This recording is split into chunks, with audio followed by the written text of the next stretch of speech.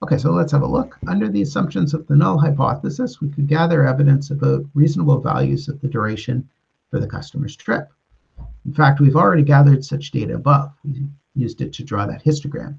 Let's use the duration of the trip as the test statistic, and we'll reject the null hypothesis if the duration is too low. Okay, so that's an important thing. Using the bootstrap data on durations of trips from terminal 70, set p-value equal to the p-value for the observed test statistic. Okay, so we go to our mean table, and we want to look where the duration, where the mean, is that what it's called? Where the means column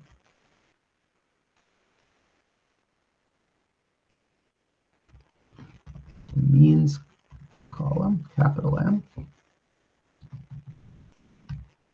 r dot below or equal to the test statistic, which is the duration of the trip.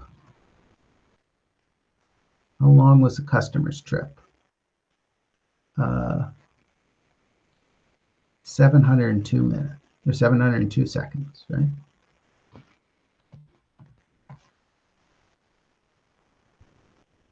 And okay, this is maybe a good point to just make sure that we're looking at things reasonably.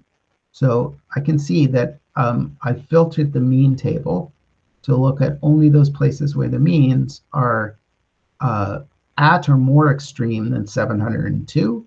And more extreme in this setting, we've been told, means below the below this value of 702, which we observed. Okay. I'd like to count the number of instances that are at or more extreme. And so we use the numRows command to count that. And I can see there's 12 of them. And then to get the p-value, I'd like to divide by the total number of rows in that mean table, right? The total number of simulations we had, which I think was 500. And what we get is a p-value of 0.024, 2.4%. And let's check what we're supposed to do with that. So do you reject or fail to reject the null hypothesis at the 1% significance level? Okay, so normally we compare this against 0.05, but today we're doing it at the 0.0, comparing against 0.01, right? So, so this p-value is bigger than 0.01. So do I reject or fail to reject the null hypothesis?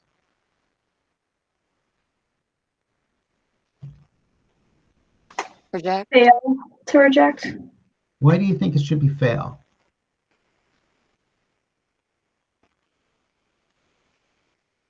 You're right. Because the So p-value is bigger. Because the p-value is bigger than the level of significance. That's right. So we're going to fail to reject in this case, and then we have to just decide what does that mean. If we fail to reject the null hypothesis, it means we have to reluctantly conclude that the null hypothesis is, can't be, is still consistent with the evidence, right? And so we failed to reject the null hypothesis. The null hypothesis was that the customer started, here it is, the customer started at terminal 70. And so let's see, number 2, the evidence is consistent with the customer's claim that his trip started at station 70, at least at the 1% level of significance. So this would be number 2. Oops. Okay. So remember that there's 2 things here that you have to decide on, whether to reject or fail to reject the null hypothesis. And that would be a question of, is the p-value bigger than 0.01 in this case? If it is bigger, then you fail to reject. If it's less, then you reject.